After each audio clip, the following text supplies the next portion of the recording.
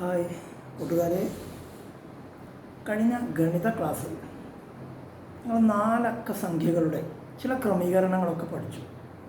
ഓർമ്മയുണ്ടല്ലോ? അതോ മറന്നുപോയോ? ഇല്ല, നിങ്ങൾ നല്ല കുട്ടികളാണ്, സാറിനറിയാം. നിങ്ങളെല്ലാം പഠിച്ചതെല്ലാം ഓർമ്മിച്ച് വെക്കുന്ന കുട്ടികളാണല്ലേ? ശരിയല്ലേ? ഓക്കെ.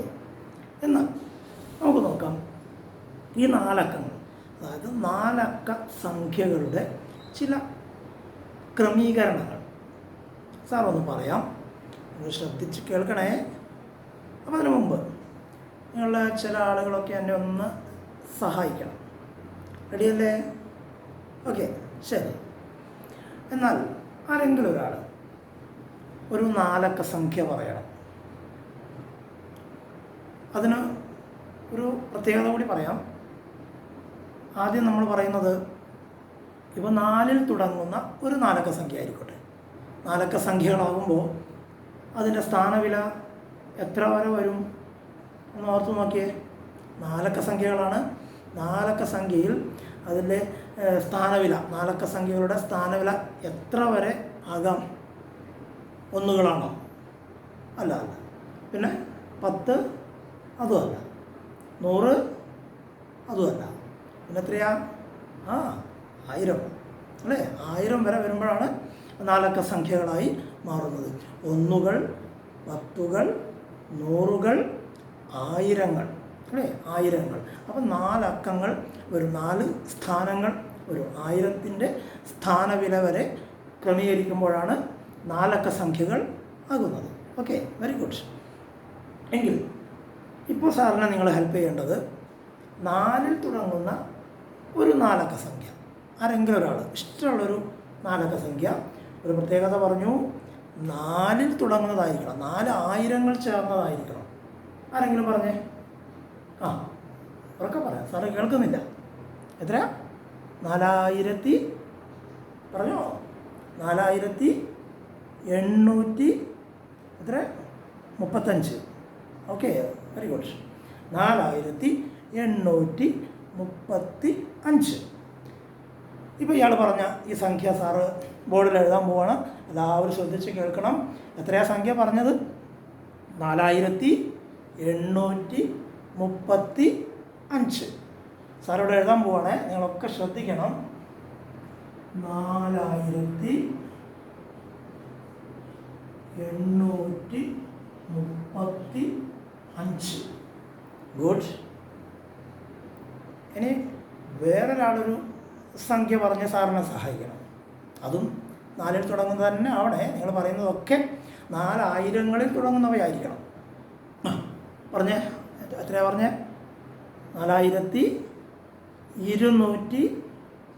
4286 ആറല്ലേ? അതെ, വെരി ഗുഡ്. 4286. സാർ ഇവിടെ എഴുതാൻ പോവാണ്, ശ്രദ്ധിക്കുക. 4286. ഗുഡ്. ഇനി ഒരാൾ കൂടി പറയണം. നിങ്ങൾ പറഞ്ഞേ. പറഞ്ഞോ? യെസ്. 4785. Very good. 4785. 4785. ഒരു അക്കം കൂടി ഒരാൾ പറയണം, ഒരു സംഖ്യ.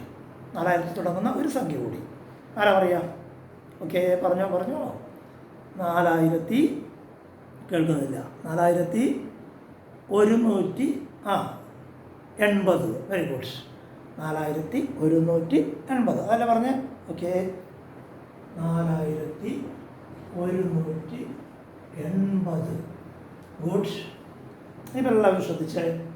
ആദ്യം പറഞ്ഞ കാലം എത്രയായിരുന്നു? 4835. രണ്ടാമത് പറഞ്ഞത് 4286. നെക്സ്റ്റ് 4785.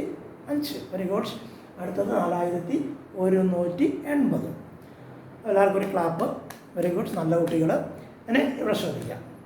ഇപ്പം നിങ്ങൾ എൻ്റെ ഈ കൂട്ടുകാരൊക്കെ പറഞ്ഞ ഒരു 4 അക്കങ്ങളുണ്ട്, 4 അക്ക സംഖ്യകൾ സാർ ഇവിടെ എഴുതിയിട്ടുണ്ട്. ഇനി സാർ നിങ്ങളോട് ചോദിക്കാൻ പോകുന്നത്, ഈ സംഖ്യകളെ നിങ്ങൾ ശ്രദ്ധിച്ച് നോക്കുക. ഇവയിൽ 4 നാലക്ക സംഖ്യകൾ, നിങ്ങൾ പറഞ്ഞ 4 നാലക്ക സംഖ്യകൾ സാർ ഇവിടെ എഴുതിയിട്ടുണ്ട്. ഈ സംഖ്യകളെ നിങ്ങൾ നന്നായി ശ്രദ്ധിക്കുക, നല്ലവണ്ണം നിരീക്ഷിക്കുക, അതിൽ ഓരോ സ്ഥാനങ്ങൾ നോക്കുക. ഇനി സാർ പറയാൻ പോകുന്നത് ഈ 4 കൂട്ടം സംഖ്യകളിൽ ഏറ്റവും ചെറിയ സംഖ്യ ഏതാണ്? ഒക്കെ 4 സംഖ്യകളാണ്. ഇതിലേറ്റവും ചെറിയവൻ ആരാ? നോക്കിയാൽ നിങ്ങളൊന്ന്.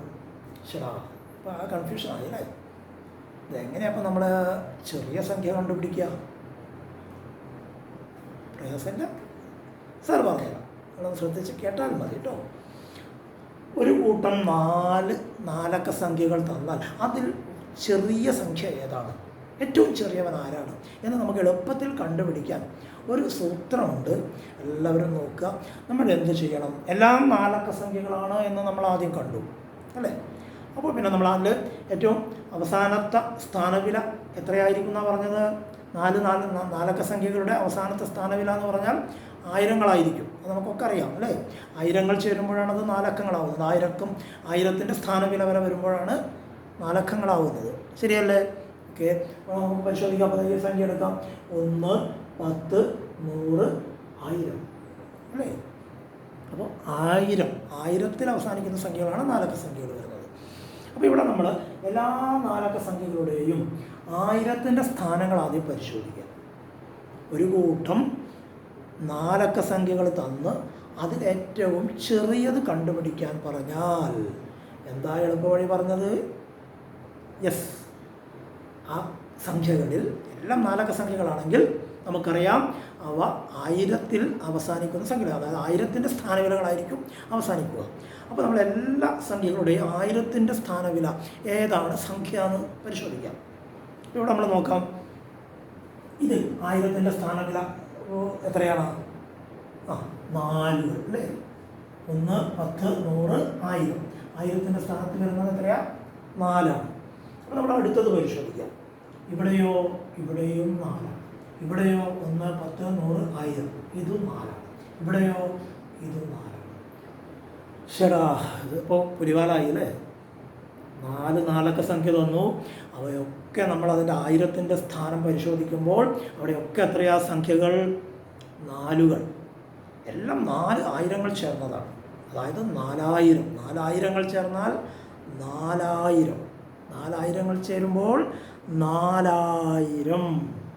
ശരിയല്ലേ? ഓക്കെ, അപ്പോൾ ഇവിടെ എല്ലാം 4000ങ്ങൾ ചേർന്നതാണ്. ശരാ, പിന്നെ ഇതിലെല്ലാം ഇരട്ട കുട്ടികളെ പോലെ ഉണ്ട് അല്ലേ? എല്ലാത്തിനെയും നോക്കുമ്പോൾ ഒക്കെ ആയിരങ്ങളിലൊക്കെ 4കളാണ് നിൽക്കുന്നത്. ഇപ്പം എങ്ങനെ ഈ കൂട്ടത്തിൽ ഏറ്റവും ചെറിയവനെ നമ്മൾ തിരിച്ചറിയും? പ്രയാസമില്ല, നമുക്ക് ടെൻഷനൊന്നും വേണ്ട. നമ്മളെന്ത് ചെയ്യണം? 1000ൻ്റെ സ്ഥാനങ്ങളെല്ലാം ഒരുപോലെയാണെങ്കിൽ പിന്നെ 1000ൻ്റെ തൊട്ട് പുറകിൽ വരുന്ന സ്ഥാനവില ഏതായിരിക്കും? എത്രയാ? 100കൾ അല്ലേ? 100കൾ കഴിഞ്ഞിട്ടാണ് 1000 വരുന്നത്. അപ്പം 100കൾ. അപ്പോൾ നമ്മളൊരു കാര്യം ചെയ്യാം. എല്ലാ സംഖ്യകളുടെയും 100ൻ്റെ സ്ഥാനവില ഏതാണ്, സ്ഥാനത്തുള്ള സംഖ്യകൾ ഏതാണ് എന്ന് പരിശോധിക്കാം. എല്ലാ സംഖ്യകളുടെയും 100ൻ്റെ സ്ഥാനങ്ങളൊന്ന് നമ്മൾ പരിശോധിക്കാം. ഒന്നാമത്തെ സംഖ്യയിൽ ഇതിൽ 100കൾ, എത്ര 100കളുണ്ട്? 1, 10, 100. എത്രയാണ് 100കൾ? ഇവിടെ 8 100കളുണ്ട് അല്ലേ? ഓക്കെ, അടുത്തത് നമ്മൾ നോക്കാം. 1, 10, 100. ഇവിടെ എത്രയാണ്? 2 100കളുണ്ട് അല്ലേ? അടുത്തതോ ആരാ പറയുക? ഉറക്കെ പറ. യെസ്, 7 100കൾ അല്ലേ? Very good. അടുത്തത് നോക്കുക. നമുക്ക് എല്ലാവരും ഇപ്പോൾ പറഞ്ഞു അല്ലേ? Very good. 1 100കൾ അല്ലേ? 1 100കൾ ചേർന്നതാണ്. അപ്പോൾ ഇവിടെ ഇപ്പോൾ നമ്മൾ നോക്കാം. 100ൻ്റെ സ്ഥാനങ്ങൾ എല്ലാം വ്യത്യസ്ത സംഖ്യകളാണ് ആണല്ലോ. ആദ്യത്തത് 8 100കൾ ചേർന്നതാണ്, 800കളാണ്. അടുത്തത് 2 100കളാണ്. 2 100കൾ എത്ര? 200. 2 100കൾ ചേരുമ്പോൾ 200. അടുത്തതോ 7 100കളുണ്ട്. അവസാനത്തേത് 1 100കൾ. ഇപ്പോൾ നമുക്കൊരു ട്രിക്ക് കിട്ടി. നമ്മളെന്താ പറഞ്ഞത്? ഇതെല്ലാം നാലക്ക സംഖ്യകളാണ്. അപ്പോൾ ഇതിലേറ്റവും ചെറിയവനെ കണ്ടുപിടിക്കാം അല്ലേ? പെട്ടെന്ന് നമ്മൾ നോക്കുമ്പോൾ ഒക്കെ ഇതിലേതാ? അയ്യോ, ഇതിലിപ്പോൾ ചെറിയവൻ ആരാ എന്ന് നമുക്കൊരു ടെൻഷൻ വരും. അതിന് ഒരു എളുപ്പ വഴിയാണ് സാറ് പറയുന്നത്. ഇത്ര നേരം പറഞ്ഞത് കേട്ടല്ലോ. എല്ലാം നാലക്ക സംഖ്യകളാണെങ്കിൽ നാം ആദ്യം അതിൻ്റെ 1000ൻ്റെ സ്ഥാനത്തുള്ള സംഖ്യകൾ എത്രയാണെന്ന് പരിശോധിക്കാം. ഇവിടെ നമ്മൾ പരിശോധിച്ചപ്പോൾ എല്ലാം 4000ങ്ങൾ ചേർന്നതാണ്. എല്ലാം 4കളാണ്. അപ്പോൾ നമുക്ക് കണ്ടുപിടിക്കാൻ പറ്റുന്നില്ല. ഉടനെ നമ്മൾ എന്ത് ചെയ്തു? തൊട്ട് പുറകിലുള്ള സ്ഥാനവില നോക്കുക, 100ൻ്റെ സ്ഥാനവില അല്ലേ. അപ്പോൾ 100ൻ്റെ സ്ഥാനം പരിശോധിച്ചപ്പോൾ എല്ലാം വ്യത്യസ്ത സംഖ്യകളാണ്. അപ്പോൾ നമ്മൾ എന്ത് ചെയ്യുക? ആ 100ൻ്റെ സ്ഥാനത്ത് വരുന്ന ഓരോ അക്കങ്ങളിലെയും സംഖ്യകൾ നോക്കുക, അതിൽ ഏതാണ് ഏറ്റവും ചെറിയത്. അപ്പോൾ ഇവിടെ നമ്മൾ പരിശോധിക്കാം. ഇത് 8ആണ്, ഇത് 2ആണ്, ഇവിടെ 7, ഇവിടെ 1. ഇതിലേതായിരിക്കും ചെറുത്? ഈസി അല്ലേ, പെട്ടെന്ന് നമുക്ക് പറയാൻ പറ്റും. ഏതാണ്? കേട്ടില്ല. ഇതോ? അല്ല സാറ് കേട്ടത് തെറ്റിപ്പോയി അല്ലേ. ഏതാണ്? 1. Very good. അപ്പോൾ 1ആണ് ഏറ്റവും ചെറിയത്. ഇനി നമ്മളൊന്നും നോക്കണ്ട. അപ്പോൾ ഇത്രയും ഈ 4 സംഖ്യകളുടെ കൂട്ടത്തിൽ ഇപ്പം നമുക്ക് ഇപ്പോഴേ പിടി കിട്ടി. അപ്പോൾ ഇവനാണ് ഈ കൂട്ടത്തിൽ ഏറ്റവും ചെറിയത്. എങ്ങനെ കണ്ടുപിടിച്ചെന്ന് മനസ്സിലായോ? ഒരിക്കൽ കൂടി സാറ് പറയാം. 4 സംഖ്യകൾ തന്നാൽ ആദ്യം നമ്മൾ എവിടേക്ക് നോക്കണം? 1000ൻ്റെ സ്ഥാനം. അപ്പോൾ ഇവിടെ 1000ൻ്റെ സ്ഥാനം നമ്മളിവിടെ പരിശോധിച്ചപ്പോൾ എല്ലാം ഒരേപോലെയാണ്. ഉടനെ നമ്മൾ എന്ത് ചെയ്തു? തൊട്ട് പുറകിലുള്ള സ്ഥാനവില, 100ൻ്റെ സ്ഥാനവില പരിശോധിച്ചു. അതിലെല്ലാ സംഖ്യകളിലെയും 100ൻ്റെ സ്ഥാനത്തുള്ള അക്കങ്ങളുടെ വില പരിശോധിച്ചു. അപ്പോൾ അത് വ്യത്യസ്തമാണ്. അപ്പോൾ അതിലേറ്റവും ചെറിയ സംഖ്യ ഏതാണെന്ന് നോക്കാം. 100ൻ്റെ സ്ഥാനത്തുള്ള എല്ലാ അക്കങ്ങളിലെയും സംഖ്യകൾ നോക്കാം, അതിലേറ്റവും ചെറിയവൻ. അപ്പോൾ നമ്മൾ കണ്ടെത്തി ഇവിടെ 1 എന്ന അക്കമുണ്ട് 100ൻ്റെ സ്ഥാനത്ത്. അപ്പോൾ ഇവനായിരിക്കും ഈ ബാക്കിയുള്ള എല്ലാ സംഖ്യകളിലേക്കാളും ചെറിയവൻ. ക്ലിയർ ആയല്ലോ? ഉടനെ ആ സംഖ്യയെ നമ്മൾ ഇവിടെ എടുത്ത് എഴുതാൻ പോവാണ്. എത്രയാണ്? ഉറക്ക വായിക്കെല്ലാവരും. 4180. Very good. ശരി, ഇനി ഇവനെ നമ്മൾ നോക്കണ്ട. കാരണം എന്താ? ഇവനാ ഏറ്റവും ചെറിയവൻ. ഇവനെ നമ്മൾ ചെവിക്ക് പിടിച്ച് ഇവിടെ കൊണ്ട് നിർത്തിയിട്ടുണ്ട് അല്ലേ. അപ്പോൾ ഇവൻ ചെറിയവനാണ്, ഇവനെ ഏറ്റവും മുകളിൽ. നമ്മൾ സ്കൂളിലൊക്കെ അസംബ്ലി നടക്കുമ്പോൾ നിങ്ങളോട് എങ്ങനെയാണ് സാറ് നിൽക്കാൻ പറയാറ്? ഇഷ്ടംപോലെ തോന്നിയവരൊക്കെ പോയി നിൽക്കുമോ? ഇല്ല. സാറ് പറയും ഏറ്റവും ചെറിയവൻ എവിടെയാണ് നിൽക്കേണ്ടത്? ഏറ്റവും മുമ്പ് പോയി നിൽക്കണം അല്ലേ. എപ്പോഴെല്ലാം അവനെ എല്ലാവരും കാണുള്ളൂ. അപ്പോൾ ഏറ്റവും മുമ്പിൽ അവനെ കൊണ്ട് നിർത്തി. അപ്പോൾ ഇവിടെ ചെറിയവനെ നമ്മൾ കണ്ടുപിടിച്ചു. ഉടനെ അവനെ വിളിച്ചു, ഉടനെ പോയി നിർത്തി. അവനാണ് ഏറ്റവും മുമ്പിൽ ഇപ്പോൾ. ഇനി ഇവനെ നോക്കണ്ട. ഇനി ബാക്കി എത്ര സംഖ്യകളുണ്ട്? ഇനി 3 അക്കങ്ങൾ കൂടി അല്ലേ. യെസ്. ഇനി ഈ ബാക്കിയുള്ള 3 എണ്ണത്തിൽ ഏറ്റവും ചെറിയവൻ ആരാണ് എന്ന് കണ്ടുപിടിക്കുക. എന്താ ചെയ്യുക? ഇപ്പോൾ ചെയ്തതുപോലെ നോക്കാം. കാരണം 1000ൻ്റെ സ്ഥാനങ്ങൾ നോക്കി എല്ലാം ഒരുപോലെയാണ്. അപ്പോൾ നമ്മൾ 100ൻ്റെ സ്ഥാനത്തേക്ക് നോക്കി. അപ്പോൾ ഇവിടെ 8ആണ്, 2ആണ്, ഇവിടെ 7ആണ്. ഇതിലേറ്റവും ചെറിയ സംഖ്യ ഏതാണ്? 8ആണോ? അല്ല. പിന്നെ ഏതാണ്? 2 ഇവിടെ ഉണ്ട് അല്ലേ. 7നെക്കാളും ചെറുതാണ് 2. യെസ്. അപ്പോൾ നമ്മൾ ഈ 3 എണ്ണത്തിൽ ഏറ്റവും ചെറിയ സംഖ്യ ഏതായിരിക്കും? 100ൻ്റെ സ്ഥാനത്ത് 2 എന്ന അക്കം വരുന്ന ഇതാണ് ഈ കൂട്ടത്തിൽ ഏറ്റവും ചെറുത്. അപ്പോൾ രണ്ടാമനെയും നമ്മൾ കണ്ടെത്തി. അവനെയും അവിടെ നിന്ന് നമ്മൾ വിളിച്ചു കൊണ്ടുവന്നു. എന്ത് ചെയ്യണം? ഇവൻ്റെ തൊട്ട് മുമ്പിൽ കൊണ്ടാണ് നിർത്തി. എത്ര സംഖ്യ ഒന്ന് വായിച്ചേ? 4286.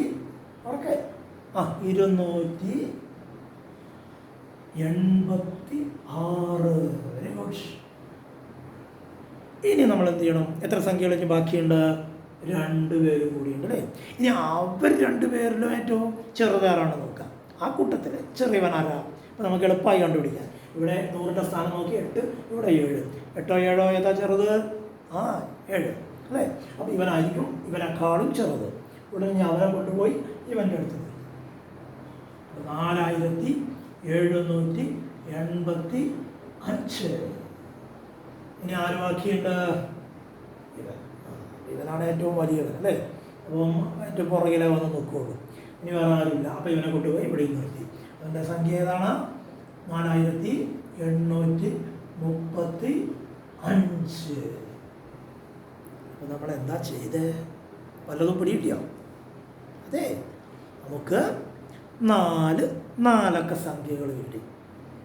ഒക്കെ എൻ്റെ കുട്ടികൾ പറഞ്ഞു തന്ന സംഖ്യകൾ തന്നെയായിരുന്നു. അവയെല്ലാം ഇവിടെ എഴുതി. എന്നിട്ട് സാറെന്താ നിങ്ങളോട് പറഞ്ഞാൽ ഈ 4 അക്ക സംഖ്യകളിലെ ഏറ്റവും ചെറിയവനാദ്യം എഴുതാൻ പറഞ്ഞു. അപ്പോൾ നമുക്ക് ആകെ ആശയക്കുഴപ്പമായി. ആരാണ് ചെറിയവൻ? എങ്ങനെ കണ്ടുപിടിക്കും?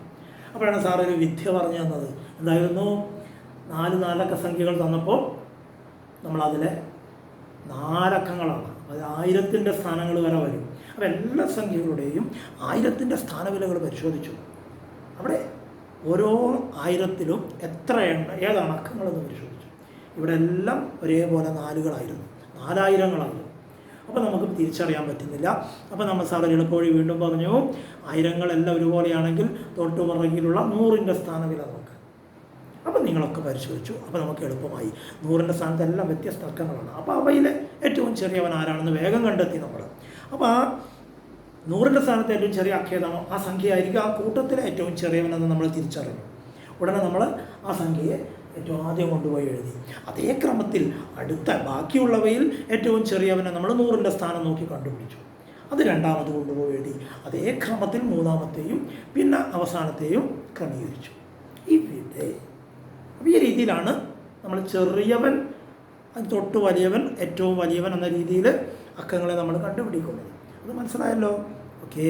ഇനി നമ്മൾ ചെയ്യേണ്ടത് ഇവിടെ ശ്രദ്ധിക്കുക. പ്രധാനമായിട്ട് ഇത്തരത്തിൽ ഏതുപോലെയാ ഒരു കൂട്ടം 4 അക്ക സംഖ്യകൾ തന്നു.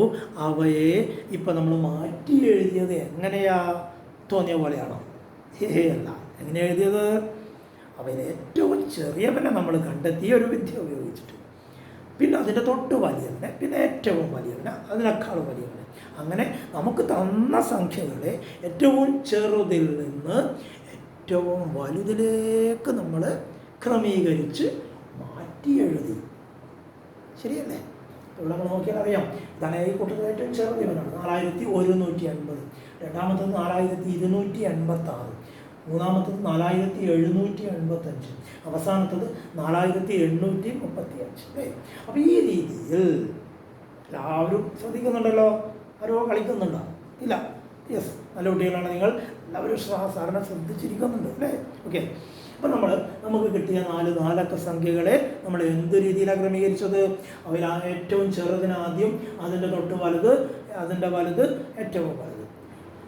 ഇവിടെ ഇപ്രകാരം സംഖ്യകളെ ഏറ്റവും ചെറുതിൽ നിന്ന് ഏറ്റവും വലുതിലേക്ക് ക്രമീകരിക്കുന്നതിന് നമ്മുടെ ഗണിതത്തിൽ പറയുന്നൊരു പേരാണ്. അറിയോ ആർക്കെങ്കിലും? കഴിഞ്ഞ ക്ലാസ്സിൽ, ഓൺലൈൻ ക്ലാസ്സിൽ ടീച്ചർ പറഞ്ഞിട്ടുണ്ടായിരുന്നു. ഓർമ്മയുണ്ടോ ആർക്കെങ്കിലും? ആരോഹണം. എന്താണ്? ആരോഹണക്രമം. സാർ ഒന്ന് എഴുതാം, നോക്കാം. ആരോഹണ ക്രമം. യെസ്.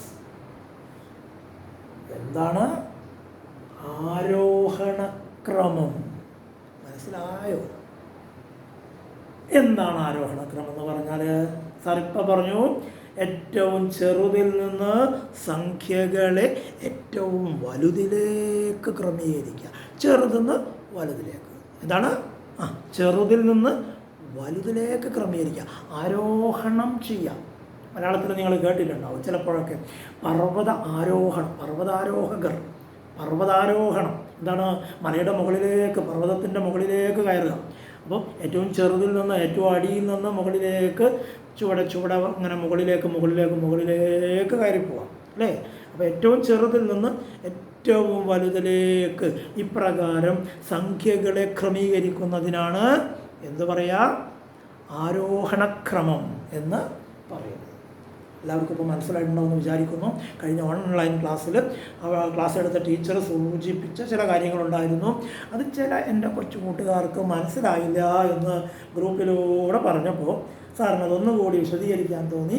അതുകൊണ്ടാണ് സാറിപ്പോൾ വന്ന് ഇതൊക്കെ പറഞ്ഞു തന്നത്. എല്ലാവർക്കും ഇപ്പോൾ മനസ്സിലായിട്ടുണ്ടാവുമെന്ന് വിചാരിക്കുന്നു.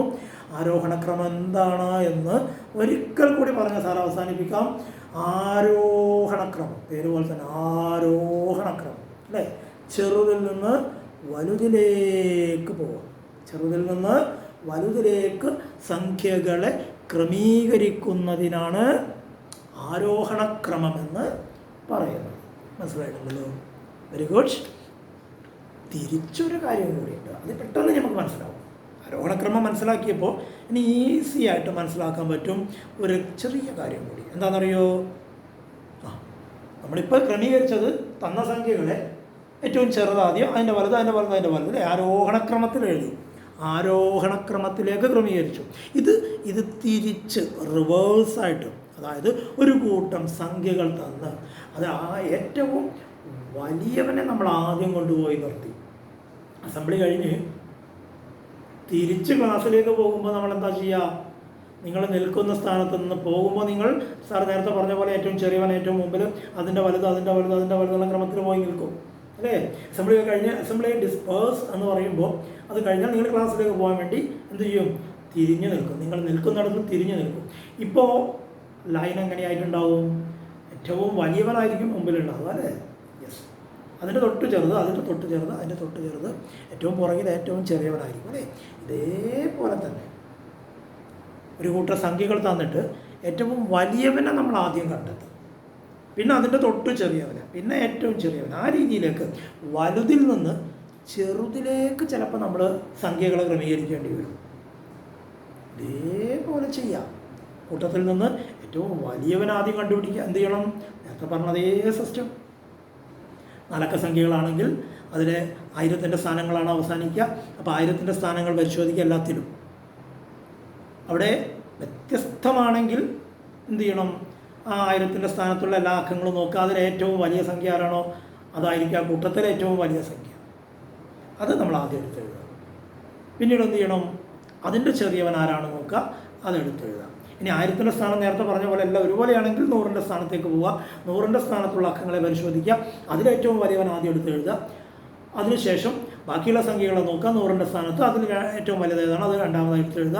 ആ രീതിയിൽ നമ്മൾ സംഖ്യകളെ കണ്ടുപിടിച്ച് എഴുതി ഏറ്റവും വലുതിൽ നിന്ന് എല്ലാ സംഖ്യകളെയും വലുതിൽ നിന്ന് ചെറുതിലേക്ക് നമ്മൾ എഴുതുമ്പോൾ അതിന് പറയുന്ന പേരാണ് എന്താണ്? നിങ്ങൾ കുറേ ഓർമ്മയുണ്ട് അല്ലേ? Very good. നേരത്തെ ടീച്ചർ ക്ലാസ്സിൽ പഠിപ്പിച്ചത് ആ വാക്ക് ഓർക്കുന്നുണ്ട്. ഒന്നുകൂടി സാറ് പറഞ്ഞു തരാം.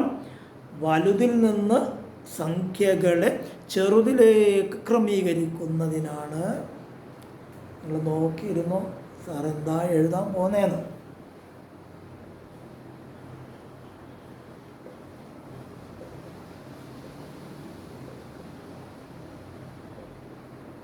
എന്താ വായിക്കുക? അവരോഹണക്രമം. അവരോഹണം ചെയ്യുക. മുകളിൽ നിന്ന് താഴേക്ക് വരിക, വലുതിൽ നിന്ന് ചെറുതിലേക്ക് വരിക. മനസ്സിലായല്ലോ? അപ്പം വലുതിൽ നിന്ന്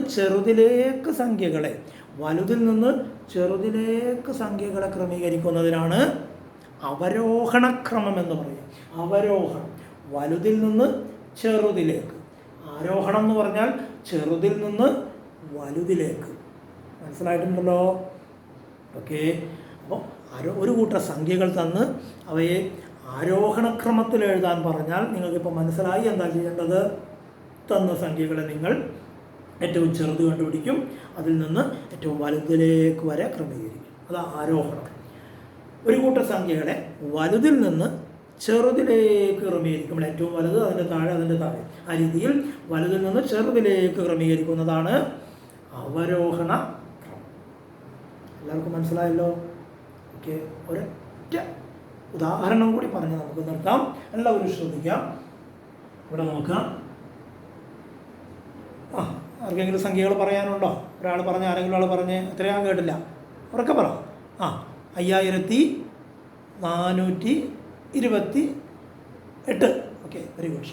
5428. ഇനി സാറൊരു സംഖ്യ എഴുതാൻ പോവാണേ. നിങ്ങൾ പറഞ്ഞ പോലെ സാറും പറയുകയാണ്. സാറൊരു സംഖ്യ എഴുതാണ് 6434. പിന്നെ നിങ്ങളൊരു സംഖ്യ ആരെങ്കിലും പറഞ്ഞോ. എത്രയാണ്? 4300. ഉറക്കെ പറയാം. 4342. ഒരാൾ സാറിൻ്റെ ഒരു സംഖ്യ എഴുതാൻ പോവാണ് 5127. Very good. ഈ സംഖ്യകൾ നമ്മൾ നോക്കാം. നേരത്തെ പറഞ്ഞതുപോലെ ഈ കൂട്ടത്തിൽ ഏറ്റവും ചെറിയവനെ കണ്ടുപിടിക്കണം. സാറ് പറഞ്ഞ വിദ്യ പ്രയോഗിക്കുക. എന്തായിരുന്നു അത്? എല്ലാം 4 അക്ക സംഖ്യകളാണ്. അപ്പോൾ ആദ്യം നമ്മൾ എവിടെ നോക്കണം? 4 അക്കങ്ങളാണെങ്കിൽ 1000ൻ്റെ സ്ഥാനം വരെ ഉണ്ടാവും അല്ലേ. അപ്പോൾ എല്ലാത്തിൻ്റെയും 1000ൻ്റെ സ്ഥാനത്ത് അക്കങ്ങൾ പരിശോധിക്കുക. ഇവിടെ എത്രയാണ്? 5. ഇവിടെ എത്രയാണ്? 6. ഇവിടെ 4. ഇവിടെ 5. Very good. ഇവിടെ ഒരു പ്രത്യേകതയുണ്ട്. 1000ൻ്റെ സ്ഥാനങ്ങൾ തന്നെ വ്യത്യാസമുണ്ട് അല്ലേ. കുഴപ്പമൊന്നുമില്ല. അപ്പോൾ നമ്മൾ 1000ൻ്റെ സ്ഥാനത്തിലുള്ള അക്കങ്ങൾ തന്നെ പരിശോധിക്കുക. അതിൽ ഏറ്റവും ചെറിയവൻ ആരാണ്? ഇവിടെ 5 ആണ്, ഇവിടെ 6 ആണ്, ഇവിടെ 4 ആണ്, ഇവിടെ വീണ്ടും 5 ആണ്. അപ്പോൾ 2 5കളുണ്ട് അല്ലേ. പിന്നെ ഒരു 6ഉം ഒരു 4ഉം. അപ്പോൾ 5, 6, 4. ഇതിലേറ്റവും ചെറുത് ആരായിരിക്കും? യെസ്, 4 അല്ലേ. ശരിയാണ്. അപ്പോൾ 4 നമ്മൾ നോക്കാം. ഇതായിരിക്കും ഈ കൂട്ടത്തിലെ ഏറ്റവും ചെറുത്. അപ്പോൾ നമ്മൾ വേഗം കണ്ടുപിടിച്ചു 4342. Very good. ഇനി ഇതിനെ നോക്കണ്ട, ബാക്കിയുള്ള 3 അക്കങ്ങളെ നോക്കുക. ഇതേ ക്രമത്തിൽ 1000ൻ്റെ സ്ഥാനം വ്യത്യാസമുണ്ട്. അപ്പോൾ അവ നോക്കാം. അപ്പോൾ നോക്കുമ്പോൾ ഒരു പ്രശ്നം, ഇവിടെയോ 5 ഇവിടെയോ 5 അല്ലേ, പിന്നെ ഉള്ളതൊന്ന് 6ആണ്. 5ഓ 6ഓ ഏതാണ് ചെറുത്? 5ആണ് നമുക്കറിയാം. ശടാ, അപ്പോൾ ഒരു പ്രശ്നമുണ്ടല്ലോ അല്ലേ? എന്താണ്? 2 എണ്ണം 5ൽ വരുന്നുണ്ട്. അപ്പോൾ അതിലേതാ ചെറുത്? ഒരു പ്രയാസമില്ല, നമ്മൾ നേരത്തെ പഠിച്ചു. ഒരേ അക്കങ്ങൾ വരികയാണെങ്കിൽ എവിടെയൊക്കെ നോക്കണം? അപ്പം 100ൻ്റെ സ്ഥാനം നോക്കുക. അപ്പോൾ ഈ 2 എണ്ണത്തിലാണ് ഇപ്പോൾ നമുക്ക് പ്രശ്നം അല്ലേ? ഇത് 2ഉം 5ൽ തുടങ്ങുന്നതാണ്. അപ്പോൾ അതിൽ ചെറുത് ഏതാണെന്ന് കാണാൻ അതിൻ്റെ 100കൾ നോക്കുക. അപ്പോൾ ഇവിടെ ഇതിൻ്റെ 100 4ആണ്, ഇവിടെയോ 1ആണ്. അപ്പോൾ 100ൻ്റെ സ്ഥാനങ്ങൾ നോക്കി എത്രയാണ്? ഇവിടെ 4, ഇവിടെ 1ആണ്. അപ്പോൾ അതിൽ ചെറുതാരാ?